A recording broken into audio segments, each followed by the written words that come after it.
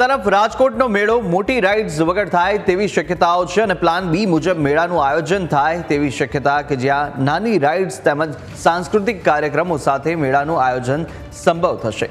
તો લોક મેળા માટે ફોર્મ ભરવાનો આજે છેલ્લો દિવસ અને અત્યાર સુધીમાં માત્ર 25 ફોર્મ જ ભરાયા છે। મોટી રાઇડ માટે એસઓપીને અનુસરવું પડશે તેવું કલેક્ટરે જણાવ્યું છે અને કહ્યું કે આજે ફોર્મ નહીં ભરનારને હવે તક નહીં મળે। હવે તારીખ લંબાવીએ તો એસઓપીને ન અનુસરી શકાય। ત્યારે 50 વર્ષ જૂનો લોકમેળો ઇતિહાસમાં પહેલી વાર રાઇડ વિના ચાલશે અને સરકાર અને રાઇડ સંચાલકો વચ્ચે મધ્યસ્થી માટે કોઈ નેતા આગળ ન આવ્યા। प्लान बी जो मैं अत्यारे आज एक्सप्लेन करो, प्लान बी आ है कि इन केस अगर मोटी राइड्स नहीं फॉर्म लईने जाए तो नानी राइड्स ने વધુ એક ઓપોર્ચ્યુનિટી આપીશું કે નાની રાઇડ્સ વાળા ફોર્મ લઈને જઈ શકે છે, આની હરાજી કરાવીશું અને જે જગ્યા મોટી રાઇડ્સના કારણે ખાલી થાય છે ત્યાં આપણે અમુક એન્ટરટેન એક્ટિવિટી મારફત આ જે ગેપ છે આને પૂરો કરવાનો પ્રયત્ન કરીએ।